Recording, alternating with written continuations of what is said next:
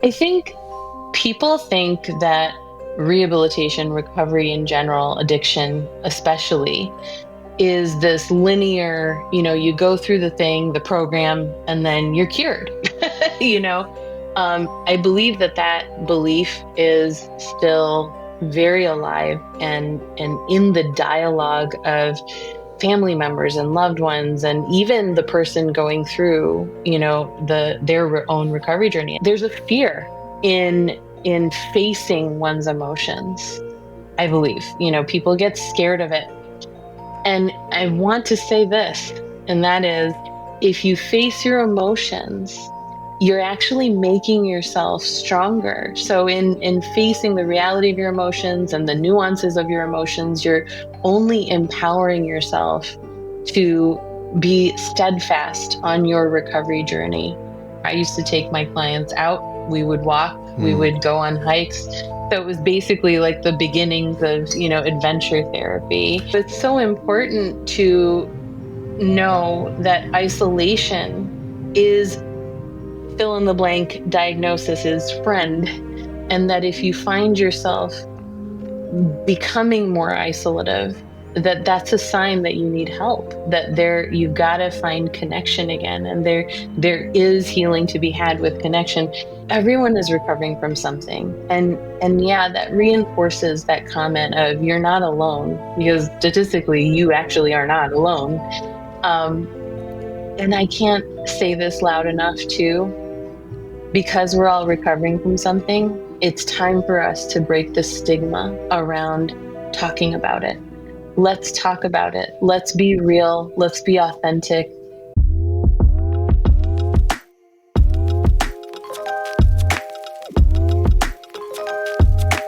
Hey friends, this is the Hardcore Self-Help Podcast. I'm your host, Dr. Robert Duff, and today I have an amazing interview for you. My guest today is the incredible Dr. Malasri Chaudhery-Malgeri, or Dr. Mala for short. She is a renowned leader in recovery care, and she currently serves as the Chief Clinical Officer at Recovery.com, where she develops unbiased educational resources for individuals seeking addiction and mental health treatment. With over 20 years of experience spanning traumatic brain injury, PTSD, military psychology, marriage and family therapy, and integrative program development, Dr. Mala has worked with all sorts of people, from military members to executives, athletes, couples, and families. Her work is a unique blend of Western psychology with Eastern philosophy, and she offers innovative approaches to recovery that challenge your traditional one-size-fits-all model. In our conversation today, we dive into her insights about the evolving landscape of recovery treatment, outside-the-box therapies, and why finding the right treatment can be so challenging for some. If you or somebody you love has struggled to find the right support in recovery, this episode is for you. Please don't forget you can send me an email to duffthepsych@gmail.com with any questions for the show, topic suggestions, or guests you'd like me to talk to. If you haven't yet, I would really, really appreciate your rating and review on any podcast platform. And if you're on YouTube, give this a thumbs up. And without further ado, enjoy the interview. Okay, everyone, I'm super excited to have a guest today. I have Dr. Malasri Chaudhery-Malgeri. I got a little coaching session to make sure I said it right beforehand. How'd I do? You did perfectly. Okay. And what would you prefer for me to call you as we're talking today? Mala, Dr. Mala, that's how people know me. Yeah. Awesome. Well, Mala, Thank you for coming on the show. I really appreciate your time. Of course. No, it's a pleasure to be here. Thank you for having me. So I want to talk with you about your focus, addiction, recovery. What do we need to know about you to understand how you came into that world? And also just sort of psychology broadly, what led you that direction? Yeah. Well, I've always had a passion for helping people. When I was a little girl, I always wanted to be a doctor, and I pursued that dream, and very quickly, long story short, got into an accelerated program, started to make rotations, and then got in trouble for talking to people longer than 5 minutes. So that sounds about right. Yeah. So that's basically what kind of thrust me in the direction of psychology. And my first go at it was biopsychology and cognitive sciences. And I was just absolutely enthralled by, the connection of the mind and the body, and being able to actually use that in day to day for treatment purposes. Oh my goodness. I was, very, very overjoyed to have found that field. So yeah, I mean, that just took me down my path of continued education, master's, doctorate, the whole thing. And along the way, I just continued to diversify in my specialties and really found a passion for just rehabilitation and recovery. And I was in being brought up in the field during a time when integrative work was not really spoken of or emphasized. It was very compartmentalized and separate, and forget about Eastern philosophy because that's woo woo, that kind of a thing. So when I came into residential facilities and started doing work in those types of environments, IOPs, PHPs, residential, et cetera, I really pushed hard to get alternative as well, what was considered alternative, as well as integrative treatment to be part of our programming. And I found a really big passion for it. Mm. And as a result, just pursued that. I really loved it, put myself in the throes of it, really wanted to define integration for myself as a practitioner.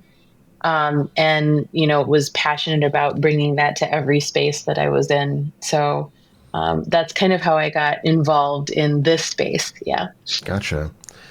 So you have always gotten in a little bit of trouble, regardless of what field you're in. It sounds like Yes. you've always wanted to push a little bit more to Yeah. be Mhm. what feels more holistic to you, or like what feels more Yeah. person Yeah. appropriate. Where does that Mhm. come from? Have you always been that way in every Yeah. way? Yeah. Well, I would probably say yes. I think just in childhood, I do have a history of abuse and trauma that started in childhood. And once that chapter ended, then I ended up in another situation that was abusive, unfortunately. And I had to do my own recovery for those instances. I've had other traumas as well, workplace trauma and so on and so forth, not at recovery.com. But so trauma and PTSD related to that has been, part of my journey for sure. Mm. Um, I really, when I went through what I went through, right? I knew that I would have to develop what I needed for myself because I was different. I'm not the same as you. I'm not the same as Jane Smith, whatever. And our needs are going to be varied. And I really, really said, well, nothing is comprehensive around me that's going to be able to do that. So I have to build this for myself. And I started to pull from things that I already had as coping mechanisms and tools growing up in childhood. So even though, despite there's trauma going on, despite all of the discord that happened because of that, I had these beautiful tools around me that included dance and art and meditation and yoga and even just my want to connect with people, right, was very, very prominent from childhood. Mm. And that is what made me realize that I had to advocate for myself. And then later on, as I grew professionally, I was like, well, I'm advocating for myself. I'm advocating for the person next to me. I'm advocating for the community that I'm in. I'm advocating for the world. And that's where the passion developed. And that's where that want to be like, yeah, I'm definitely going to, push against the grain to make these things happen, solidified. Yeah. Mm. Thank you for sharing that. I appreciate the Of course. honest Of look at your course. background and Yeah. stuff. It Yeah. Yeah. obviously comes from a very honest place, and it would have to Hmm. because you kind of had to start over, right? After medical Hmm. school, after Yeah. starting to do rotations, then you're like, Yeah. okay, let me go to a master's and a Yeah. PhD. Yeah. Yeah. Holy Hmm. cow, that's too much school. Yeah. It's a lot of school. I loved it though. I mean, I don't think when I was going through it, I don't know how you feel, but when I was going through it, I was like, this is just fun. It's just all education. Let's just learn, learn, learn, learn, learn. So I reveled in being able to soak it up. Yeah. Yeah. You Hmm. talked about one of your passions being rehabilitation, and Hmm. from looking at a little bit of your background, it sounds like that's related to addiction medicine, but not only that, like you kind of have Yes. a broader passion Yeah. for rehabilitation. Can you talk about that a bit? Yes. Yeah, absolutely. So I actually decided to start my treatment and rehabilitation journey with traumatic brain injury. Mhm. And again, at the time, and I would argue that it's still not prominently known. I think we talk about it more, but people don't really pay attention to it. Um, at the time, it was not well known at Mhm. all, the industry. So I started with traumatic brain injury. And of course, with traumatic brain injury comes a whole bunch of other comorbidities, addiction being one of them, and that was part of, again, why I advocated for integrative approaches, because you're not going to, just hit all of the things with one thing, one treatment modality. So yeah, I started with traumatic brain injury, and that is still a population that I'm very passionate about serving. That also grew into my work with the military. I did 5 years with them, not as an active duty member myself, but as a citizen. And basically, again, throughout private practice history, I had worked with the military population, but this was just another way to have that concentrated work time with them. And my department was pain management, TBI, and then I was affiliated with the psychology department, which was living like right above us. Mhm. So it was really wonderful again to look at that integrative approach and advocate for them to have integrated programming, truly integrated programming, which is something that they really don't focus on, and they What weren't does at that the time. mean? Like, Sure. tell people Yeah. listening kind of what that means, that Yes. integrative and Yeah. how that's not usually considered. Right. Right. So my definition of integrated treatment is not just having separate modalities or treatments, for example, having a psychologist or psychotherapeutic sessions, and then having physical therapy, and then having, chiropractic work or acupuncture or massage therapy or whatever, like all of these different options just be separate treatments that you're going through to help you heal, but rather that those providers and those treatment plans for each of those modalities are going to be talking to each other. Those individuals will talk to each other, and that they will create a comprehensive treatment plan that can be followed across the board for that one individual. Okay, so that's my version It of sounds integrated work. utopian to me. Yes, it does. No, it is, and it is to a large degree. It still is, but I'm so proud to say that, in the facilities that I've been able to work with and work at, we were able to get there. It's a lot. It takes a Mhm. lot of work, but we were able to get there. And especially with the military, proud moment. We actually proposed to Congress to have the integrated approach be the standard protocol, especially for pain management and traumatic brain injury, and it passed. So that was a huge, monumental effort, lots of work, lots of passion, lots of hours, and Yeah. a global project, to say the least, that worked beautifully. So very proud of that. So yeah, it is utopian, unfortunately, in, I would say, like the everyday world, the Mhm. non-military world as well. And I would also argue that not all military facilities provide that yet. We talk about it, but there's so many barriers that come up: cost, access, Mhm. accessibility, so on and so forth, that does make it utopian. Yeah. Yeah. But what you're saying makes a lot of sense, that Mm-hmm. need to push for that integration. So my background, I'm a Mm-hmm. neuropsychologist, so I work with a lot Mm-hmm. of people Mm-hmm. with traumatic brain injuries or other things like Yes. that. And Yeah. somebody who has traumatic brain injury and has fallen into addiction partially because of Mm-hmm. that is a very Mm-hmm. different person to deal with than somebody who got into it by other means. So, Yeah. and then you add Yeah. other things, of course, race, Yeah. gender, what have you on top Mm-hmm. of that. And there's just Mm-hmm.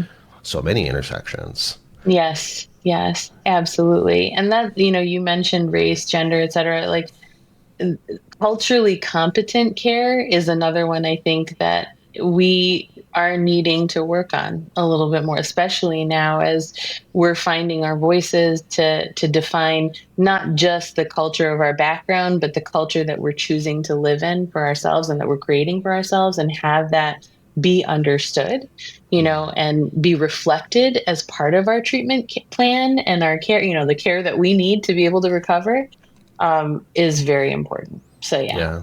I Hmm. imagine a lot of people listening to this are hearing all of these potential amazing things and thinking, well, no wonder I haven't really been able to find something good for myself. Hmm. No Hmm. wonder I haven't made a lot of Yeah. progress. Yeah. Yeah.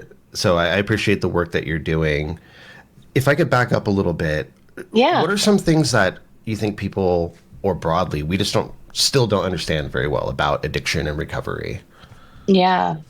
I think people think that rehabilitation, recovery in general, addiction especially, is this linear, you go through the thing, the program, and then you're cured.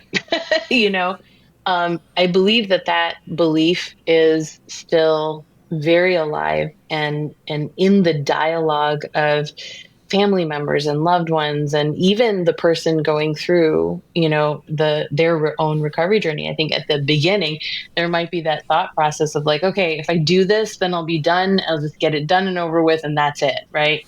Which of course, as we know, is not how it works. It It's does on not a Instagram, linear. though. It does on Instagram and Right. TikTok. Right. Yeah. Yeah. Social media reinforces that for sure. And that's a lot of the work that we're trying to do even at recovery.com, is try to navigate around that thought process. But it's not a linear journey. It is one that is going to be up and down, and it will be very multifaceted. And I think people don't realize that that's okay. That's needed, because when you reach a milestone in your recovery journey, that's not the be all end all. You're going to go through it. You're going to revel in having reached that milestone. And then it's about getting to the next one and to the next one and to the next one. And the hurdles that you may face, or the emotional processing that might need to occur as a result, or both, is part of that journey, and it's necessary. And there's a fear in facing one's emotions. I believe, people get scared of it. And I want to say this, and that is, if you face your emotions, you're actually making yourself stronger. So in facing the reality of your emotions and the nuances of your emotions, you're only empowering yourself to be steadfast on your recovery journey. And I can't sing that song loud enough. I think it's time for us to really be genuine and transparent and not have fears with regards to facing our emotions for ourselves, but also talking about them and, sharing them with others. In your experience, is a lot of what leads to addiction related Hmm. to that kind of avoidance, whether it's Hmm. purposeful or not?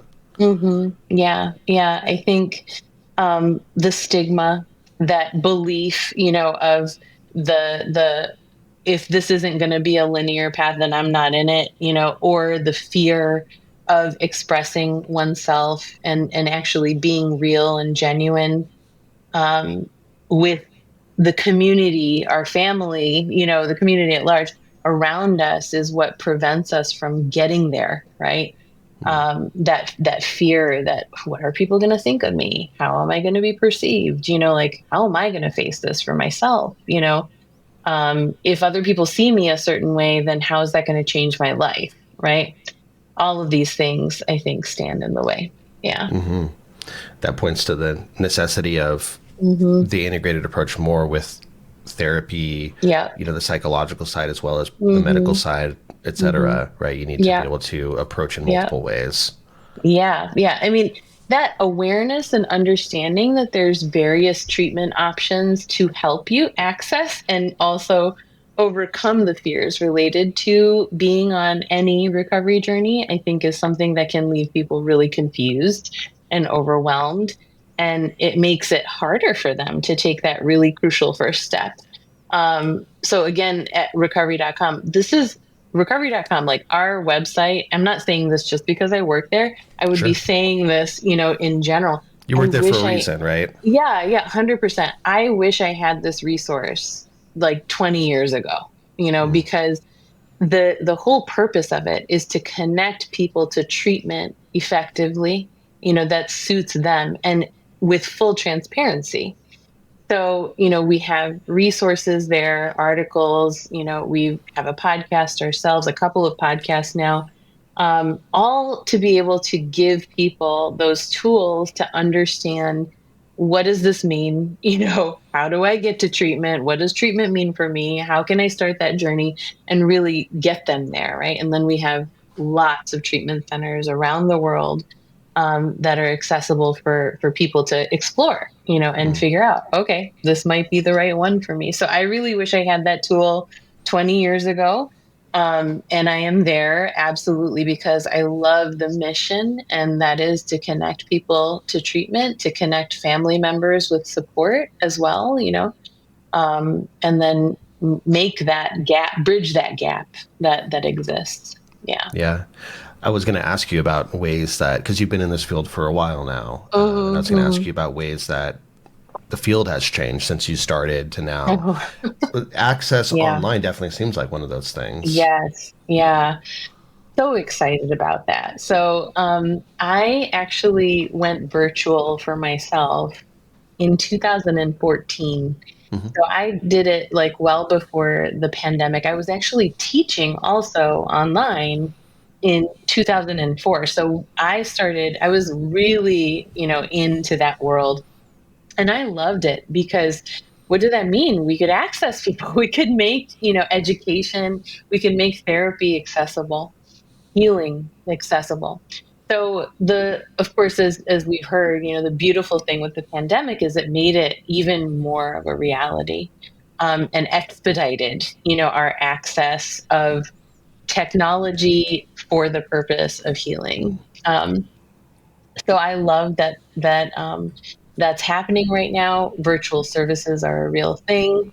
Um, excuse me, they're effective, and one of my passions, of course, is that accessibility to care, breaking down those barriers. Like, that's a reality.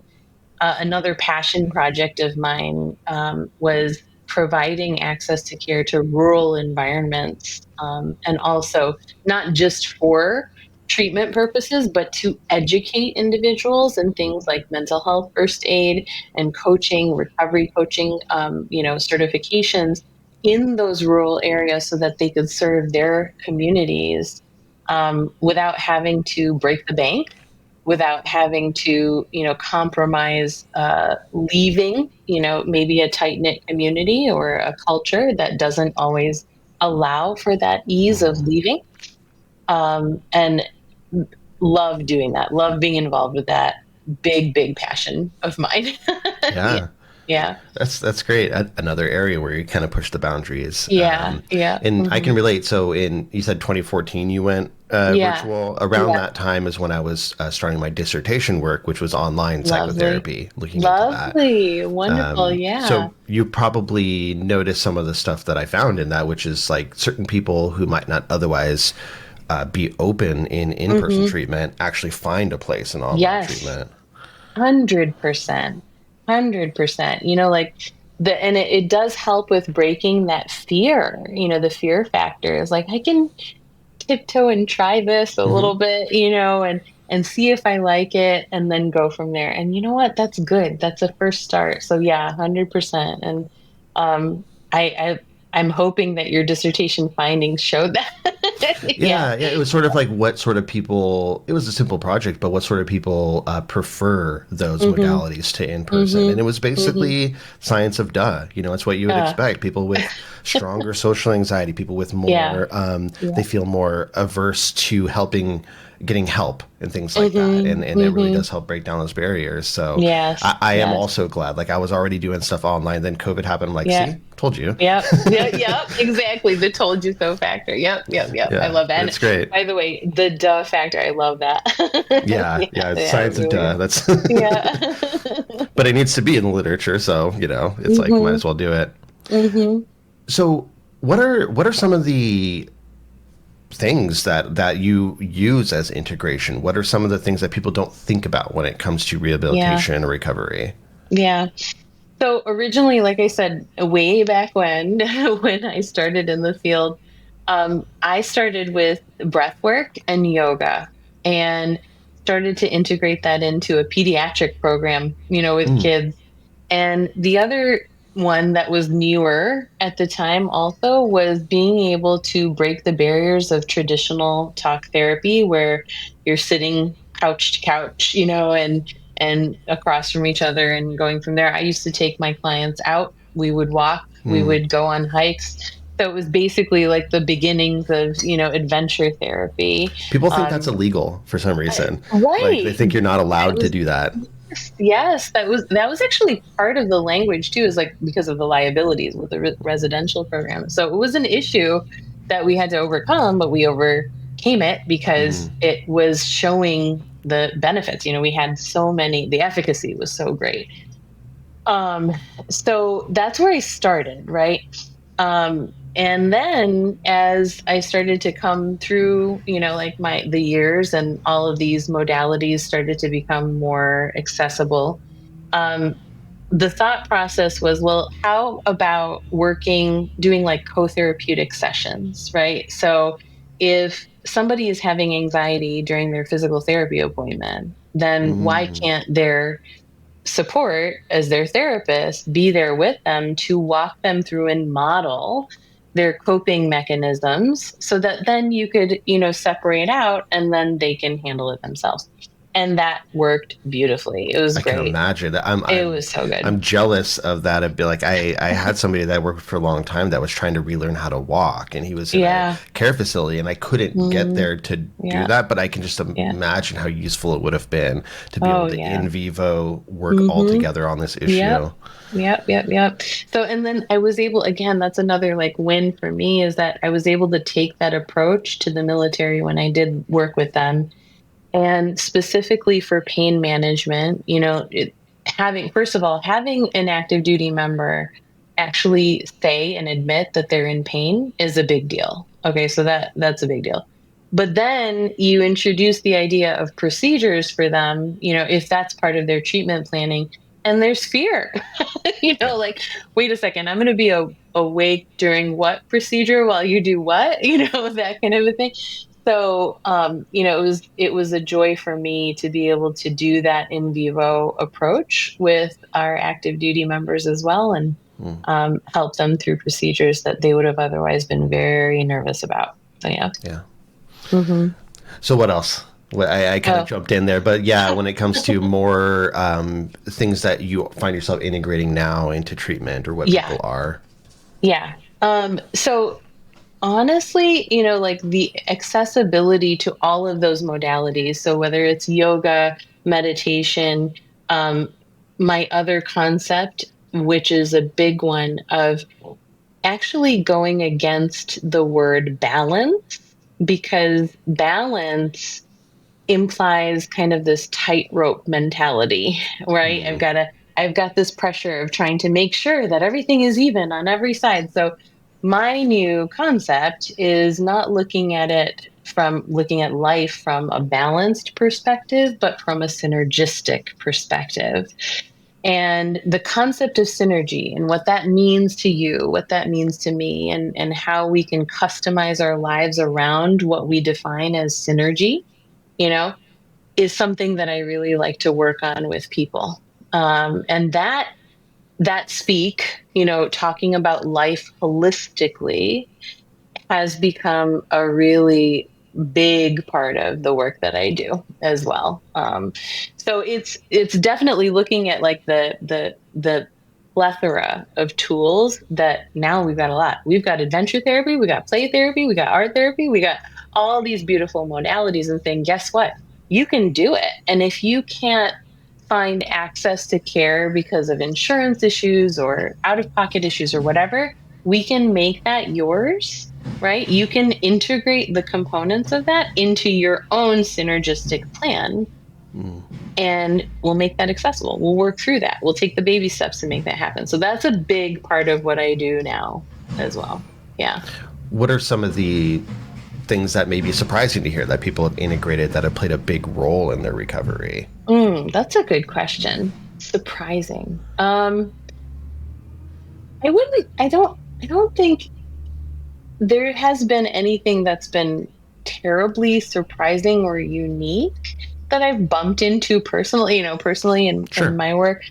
Um, because I think one thing that comes to mind is like cultural differences, right? And so within a Yeah. culture, if there are tools or um, practices that they have accessible to them, right? That will then become their version of an art therapy, right? Or an Mm, expressive therapy. Um, so not surprising, but yeah. rather like, this is neat that, like I wouldn't have thought of, you know, doing open movement. Let's just say I'm saying this is an Sure. example, but like open movement, at a bonfire, like as something that was accessible, for me, because I can't pitch a bonfire in my yard, and do movement therapy, but maybe they can and they are, and that works beautifully for them. Mm, So the other one that I wouldn't say is a surprise, but people take for granted is the inclusion of pet therapy, and pets and animals, and just the beautiful function of having an animal who can be there with you, and just the simple, stroking of the fur, and hmm sitting on the lap and the purrs, like I think people take that for granted. And I think more often than not, this would be a surprise. It isn't until we talk through it and we get there. I'm like, that works for you. That feels good. You need to do that more. And they're like, Like like that's a legitimate yeah, tool. that's a legitimate tool, right? So I think that sometimes comes as a surprise to me, but hmm yeah. And there's some research on that, right? In terms of the Yeah, regulating effect of 100%. Yeah. petting an animal, hmm where we've kind of hmm co-evolved in that way. Yeah, yeah, yep, Yeah. absolutely. Yeah. So let's say that somebody is looking for help. They've hmm tried some things before, but hmm maybe it's been very narrow and hasn't Yeah, worked. How can someone begin to start working in a way that's more consistent with what you're talking about, what yeah, works here? yeah. That's the one size fits all approach, right? To most recovery journeys is, there's so many places and programs that kind of fall into that line of thinking. So what I advocate is for people to think about some categories. Think about your number one, your individual differences. What are your specific needs? What makes you kind of diverse, your background diverse, your experiences? And think about what it is that you want to tap into from that is needing not only to be understood, but potentially even utilized. So recognize those individual differences for yourself, maybe even write them down, like, this is what I need, this is who I am, like, hmm this is who I don't know I am, like, I need to figure this out about myself, and get that down on paper, journal it, voice record it, whatever, and identify that. Then, of course, if you've gone through any type of like diagnostics and you have disorders, right, that have been given to you as a diagnosis, sure, you can research them, understand, try to understand the complexity of the disorders, but I'm going to put an asterisk by that and say, don't go down that Google rabbit hole of, oh no, if I have this, then I have this, then I have this, then I have this, like, how am hmm I going to handle all of this? Have the conversations with a provider and get educated about them for sure. Um, Even if you're not ready to talk to a provider necessarily, another really interesting approach is talking to a professor, talking to an instructor who specializes in this field. Okay, and get information from them about just about what it is, right? So be careful with trying to research the complexity of disorders, but do the research and talk to the person that is the who specializes in hmm said area. Engage, okay, and this is often where the fear factor comes in, and that's what I was talking about. Like, to find out more information, talk to the specialists in the field, talk to the professors, and allow yourself to just try to engage in baby steps that way to start creating a sense of connection first and foremost with yourself, saying, I am doing this for me. I'm advocating for myself by doing this. And then later on, that connection, that want for connection can also be healing and is so important as part of the recovery journey and will expand to other forms of connection that can be helpful, like groups and, what have you. So engagement, and advocating for yourself for personalized care. Again, going back to step number one, where you were essentially saying, okay, this is what I need. This is who I am. This is what I need to figure out. And letting that be something that is a baseline for you as you enter into your recovery journey, and singing that song to all of your providers or to your one provider and saying, this is what I need. Help me, right? And advocate for that personalized care. That those big things, those big steps is what I always suggest to people, in terms of getting going, getting started, and trying to overcome those barriers. And if somebody finds themselves in a situation where they're getting treatment and it just doesn't feel like it's doing the Mm-hmm. trick or it's Mm-hmm. insufficient, what do Mm-hmm. you suggest Yeah. in those cases? It's totally fine to get recommendations for other people. And whether you're doing that with the provider who's sitting in front of you and saying, you know what, like, this is what I am feeling like I'm not getting, I need some help, in maybe having that open, not maybe, I highly recommend having that open conversation with whoever your provider is, and allowing your provider also that space to say, you know what, that's outside of my specialty, actually. Maybe it would be a good fit for you to try XYZ, right? So, um, having those conversations with whoever is working with you, and if there's resistance there, then absolutely do your research, and then maybe ask another provider or a friend or somebody else. If you're in any groups, if there are people who might be well suited for the personalized needs that you feel are not getting met. Yeah. So advocating for that for sure. You should definitely, to the audience, you should definitely, be open and transparent with those needs, so that if the person who is sitting in front of you isn't meeting them, you can talk about it and then find the right person for you. And that's okay. Yeah. And if they don't feel comfortable to have that conversation, if they're not made to feel comfortable to have those sorts of conversations, maybe Mm-hmm. that is Mm-hmm. also a sign that it's Oh, not maybe the it's best not fit. the best fit. Yeah. No. This is, and I teach this to my students as well. You know, we want to be able to be open to that correction. That, like, correction is good because that is giving us a very clear view of where that other person is at. And, to all the providers out there, remember, it's a reflection of what that person is needing who's sitting across from you. So let's serve that. Let's figure that out. Right.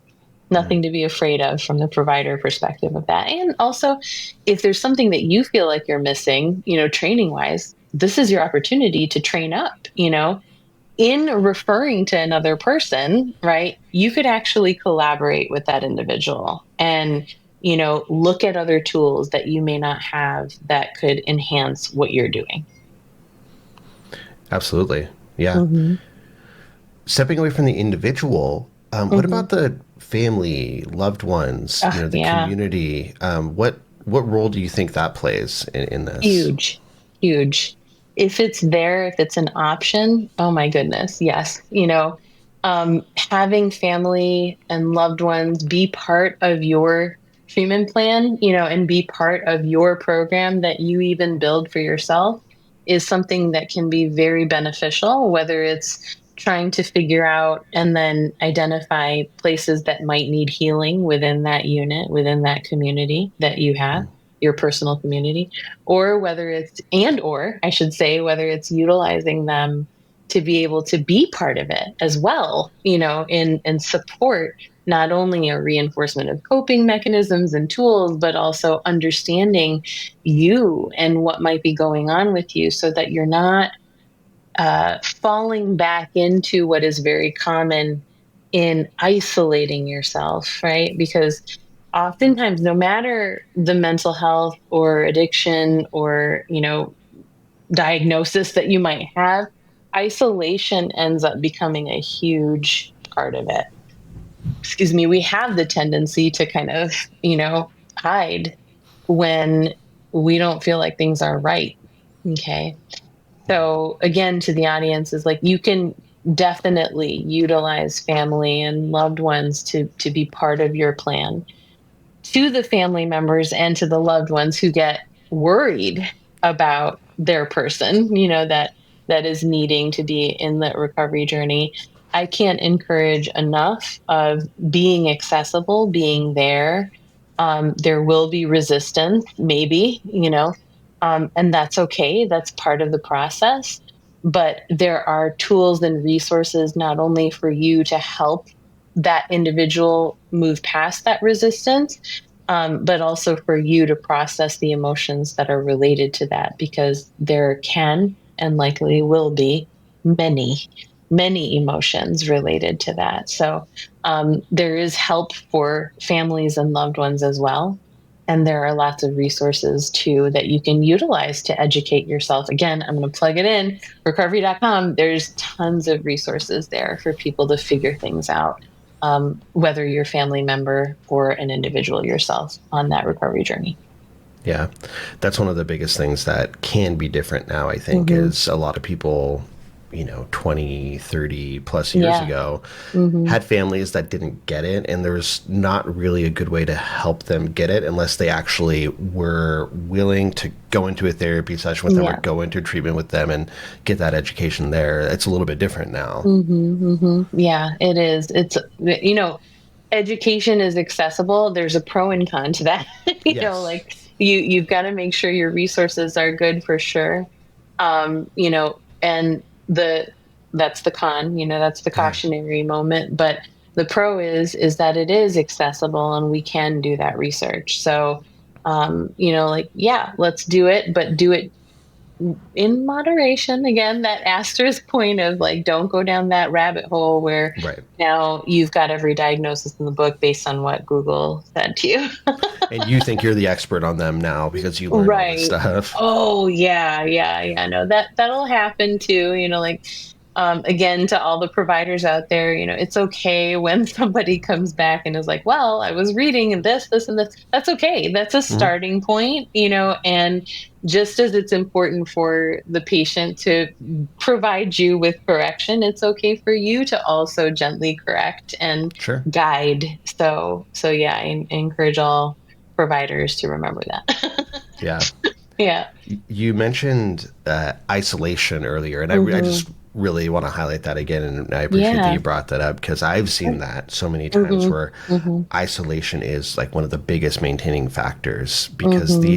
these difficulties kind of want to keep themselves safe. They want to Oh keep themselves yeah. safe by being hidden, by being away from Yep. other influences, and it's very scary, especially Hmm. as it's gone on for a long time. So, Hmm. cracking that isolation open, in my experience, is one of the really big things that can start to get something to budge. Yeah. I mean, what do we know about any of these issues, whether it's depression, anxiety, what have you? Your brain is this, and you can talk to me about this and to the audience about this. The brain basically hangs on to that and thinks this is a survival mechanism. Oh, like, so if I have this baseline, I always say this, like, here's the sun, right? Here's your depression line, and then you're living down here, right? If you poke your head up, and say, oh, the sun is out, that's nice. There's usually a fear factor that's going to be involved with that, that's going to push you right back down below that baseline to say, oh, that's nice, but actually the sun can give me cancer, so bye. Like, and it'll just convince you to go right back down, because what's happening up here? It's thinking that your brain is thinking, I'm helping you survive. Right. Hmm. So now you got to be stuck in this way of thinking. You got to be stuck in this way of living, and that's it. Be all, end all, done. Right. And then you isolate, because popping your head out, becomes scarier and scarier by the moment. Yeah. So it's so important to know that isolation is fill in the blank diagnosis's friend, you know, and that if you find yourself becoming more isolative, that's a sign that you need help, that you've got to find connection again, and there is healing to be had with connection. And a lot of people are like, I can't take a group, like, no, that's too much, too many people. Group isn't for everybody, Hmm. okay? um but that's okay. You don't have to start with a group. You can start with just one person, right?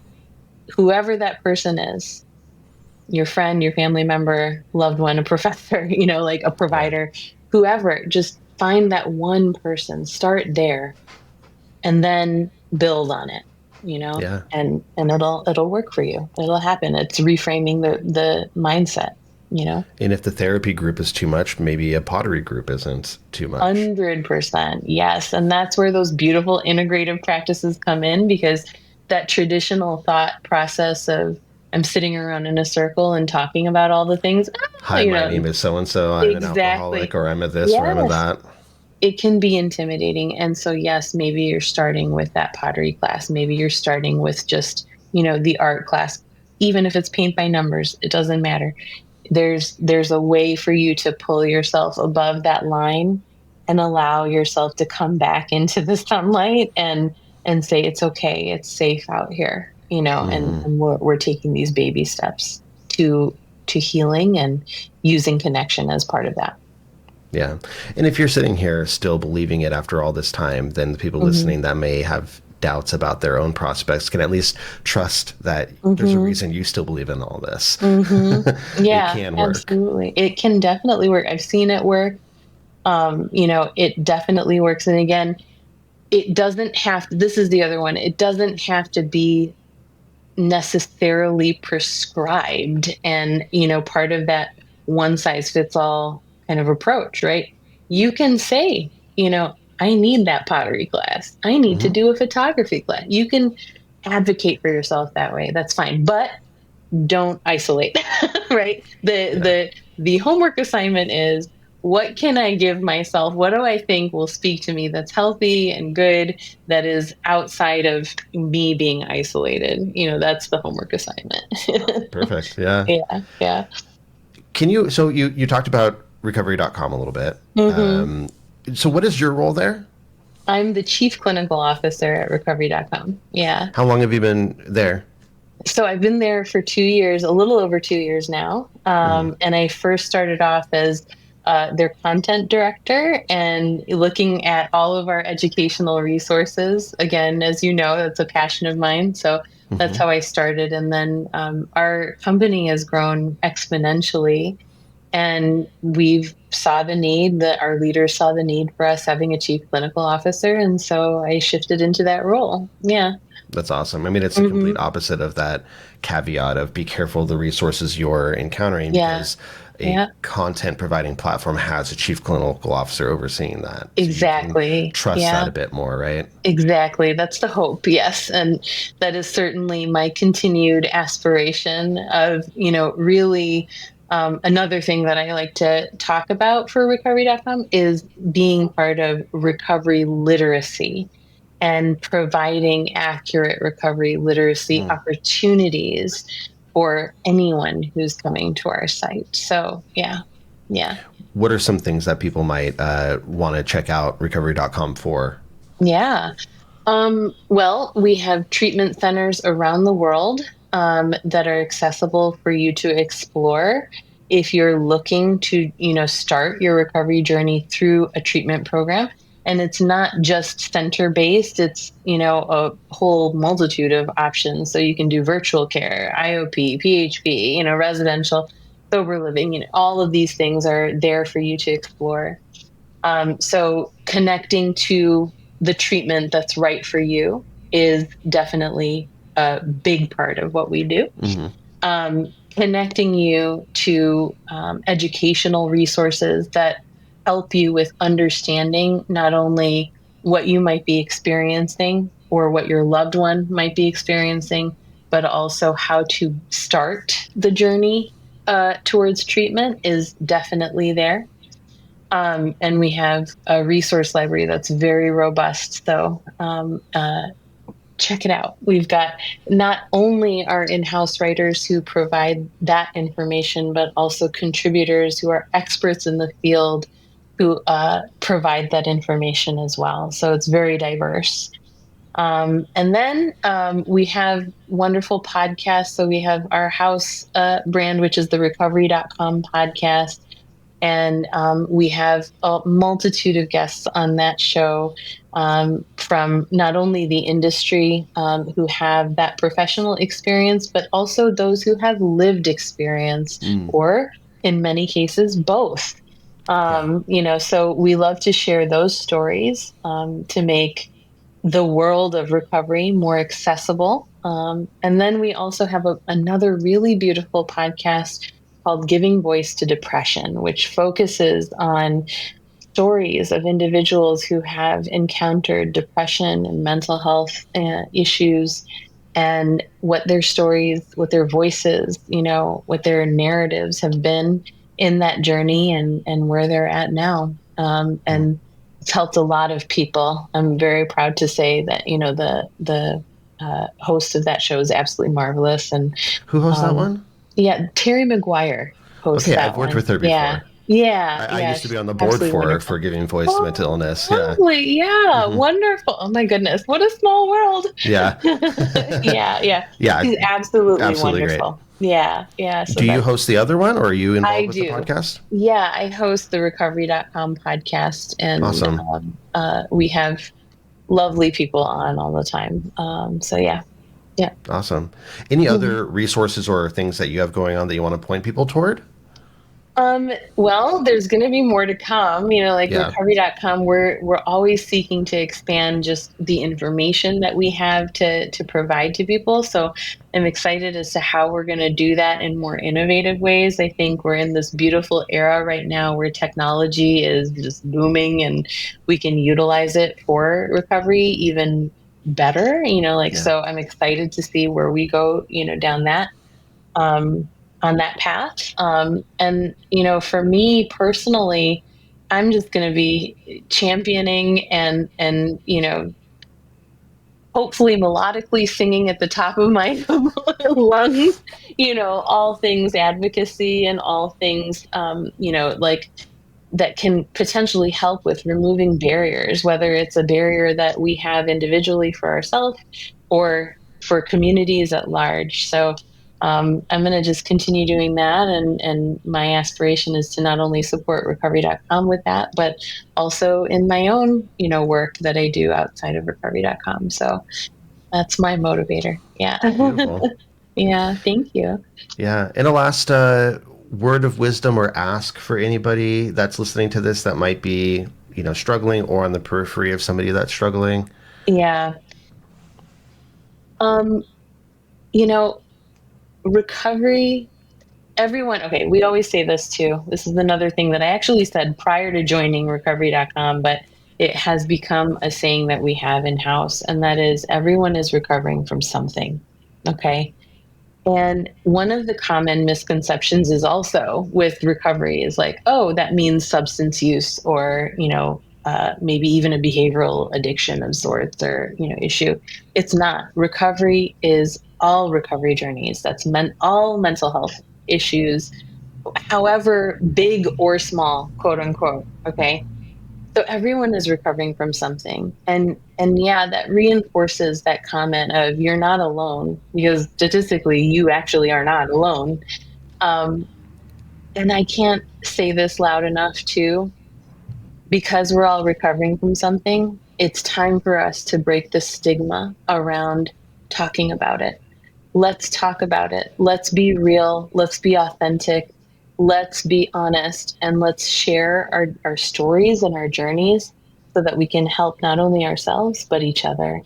And I can't, again, I really encourage everyone to remember that the expression of your emotions only empowers you further on your recovery journey and path.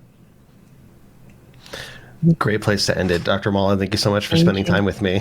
Thank you so much for having me. It was definitely a pleasure, and I'd love to spend some time diving into more of what you do as well, and would love to even have you on the recovery.com podcast.